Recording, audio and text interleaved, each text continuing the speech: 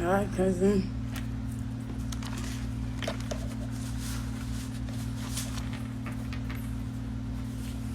Hey, hey, hey.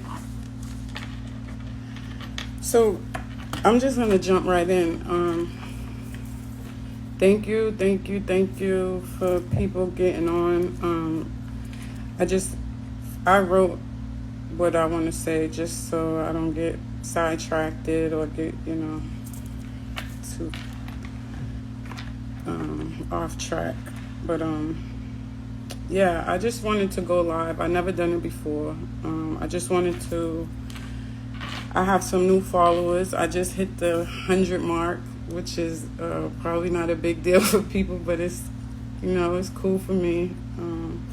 Some people some people know me, some don't. So I just wanted to introduce myself. I wanted to say why I started my organization and what you can expect from me moving forward. And if people have questions,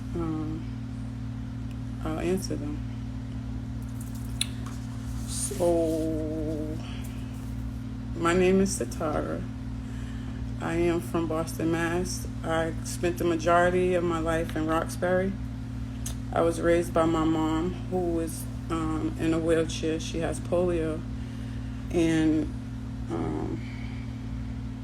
my dad was in and out of my life until he passed away from an overdose of heroin right before my 18th birthday. My mom was also on drugs. She has since recovered and obtained her master's degree. She retired from Mass Rehab a few years ago. I have 3 adult children, 4 grandchildren. My children are survivors of violence. Unfortunately, they have also been accused of causing harm. Their fathers have been either completely absent or in and out of their lives while dealing with life and surviving the best way they could, I guess. I'm a survivor as well, but I'm also a star. And I describe a star as someone that always recovers.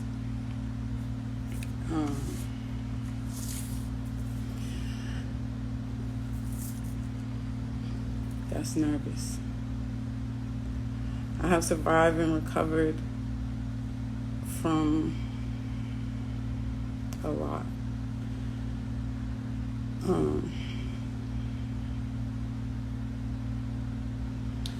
I survived childhood trauma, being left home alone, being in police raids, where cops was pointing guns at us as children, searching diapers of my cousins.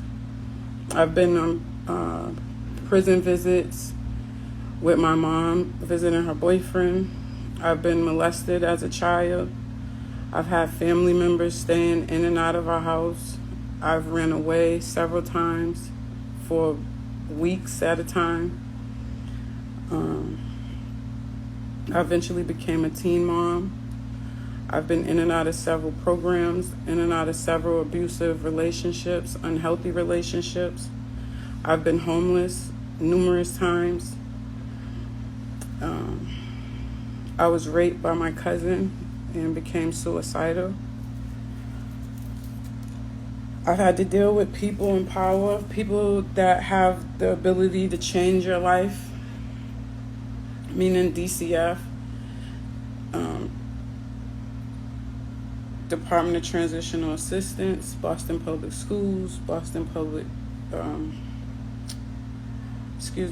Police Department. And I've had to learn how to overcome the impact of seeking support while speaking up. And having harm caused, being judged for speaking up, being judged, being harmed for advocating for my children, for advocating for myself when I felt I was receiving unfair treatment.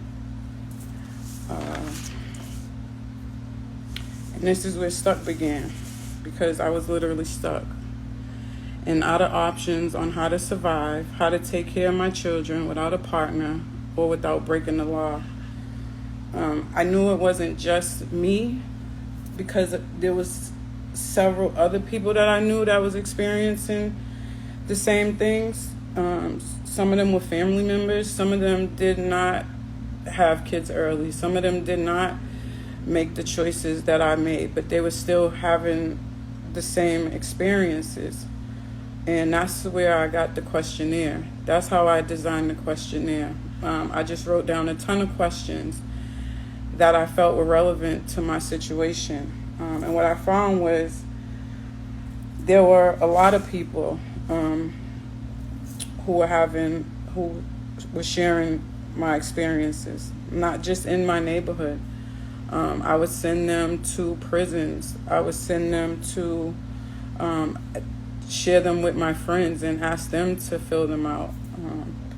Friends of friends. And it was all the same.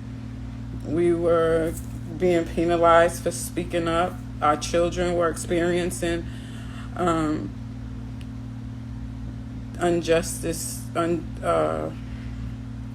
unfair treatment in school with the coaches, just several systems and people who were supposed to be helping were actually causing harm.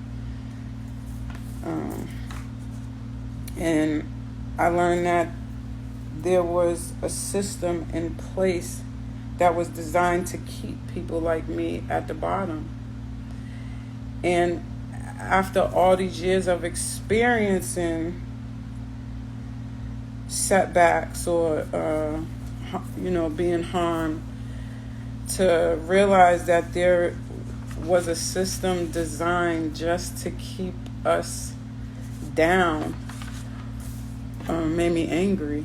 And I wanted to do something about it. I wanted to fight because I knew I didn't belong at the bottom, especially if I was willing to work and climb out of my situation. There shouldn't be people or systems in place to stop me or to make things harder for people like me. Even when I thought I was out of the system, working 2 jobs, paying for my own health insurance, no Mass Health, my own rent, no Section 8, my own groceries, no food stamps, I still found myself experiencing unjustified treatment. That made me find solutions. After years of therapy, growth, and more experience, I was able to understand that I could not do this alone. And that's why I'm here. That's why I'm here today, seeking support from people. When we're seeking support from people who get paid to dismantle the system and they cause harm, it lets me know that we, the people who have experienced the harm, the people who live every day, who survive every day these systems, who every day we have to encourage our children, we have to fight to get up, we have to jump higher, run faster. We're the ones who's going to bring these systems to their knees. We're the ones who's going to dismantle these systems. It's not the people who are already in place. It's not the people who've been saying that they've been doing this for years. No, it's going to be us. We're the ones who's going to have to do it. So after 45 years of surviving, recovering, it's time to put these systems to rest. No more observing, no more thinking, no more waiting, no more talking. It's time for action. It's time for us to get involved. It's time for us to come together and take it apart. Chip it right down. One person. When we're sorry, I'm getting too excited. But people say mind the business that pays you. Everyone's just doing their own thing. But when you realize the impact that uniting will bring, you understand that it's the right thing to do. So I've been connecting with people who are doing more than talking, who are holding people accountable, who are creating unity, who are bringing these systems to an end, and who want to restore power within the communities of color. That's what I'm doing now. And that's what my program is about. It's about bringing communities together. It's about putting us back in power. It's about us controlling the narratives of our lives, and not accepting what we've been accepting. So I will be providing my training. Is called "Put Yourself in My Shoes." It's an anti-oppressive service.